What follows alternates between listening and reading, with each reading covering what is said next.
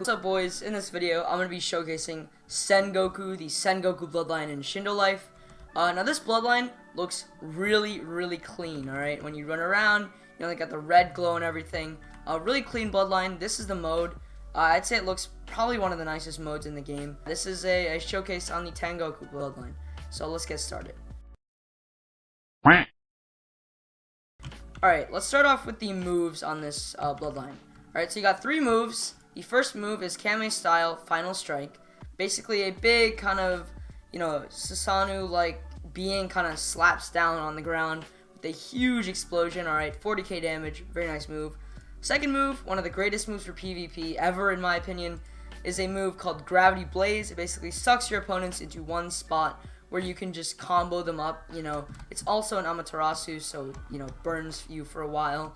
But yeah, probably one of my favorite PvP moves, if not one of my favorites. And then finally, you've got the Ultra Counter, alright? This move is basically your standard counter, alright? Except when you pop it, and every time they hit you, a meteor falls out of the sky and smashes them into the ground. And it does have the chance of actually glitching them into the ground where they can't move, and you can just beat them up. Obviously this probably wasn't intended, but it is one of these side effects, and it's a pretty nice one if you ask me.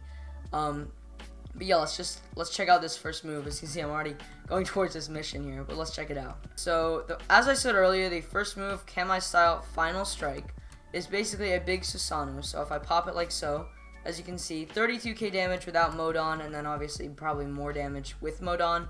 It's a big AoE, it has a huge radius, very good for war mode if you ask me.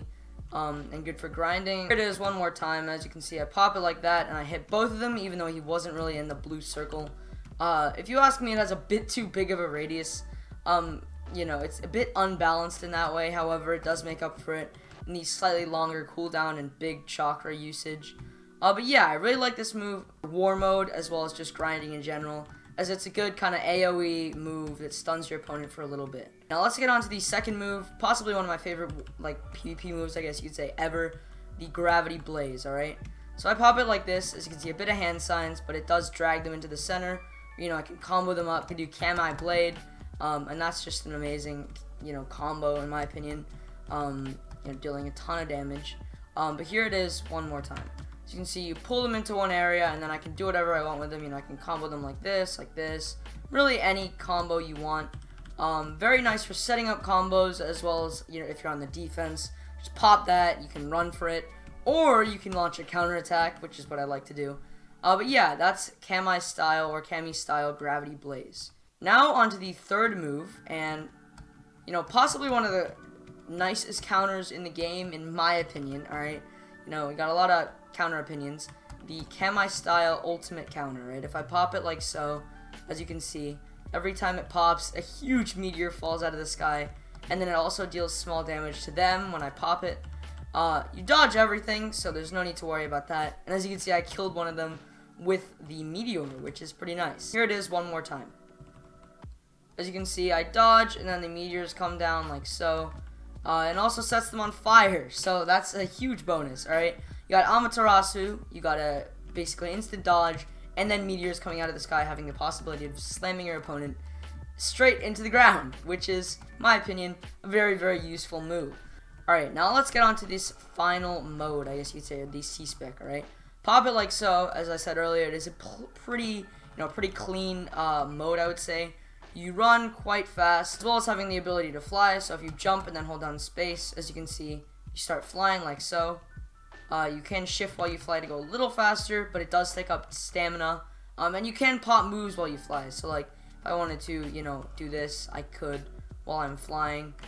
So pretty nice. Let's look at the C-Spec for this mode now.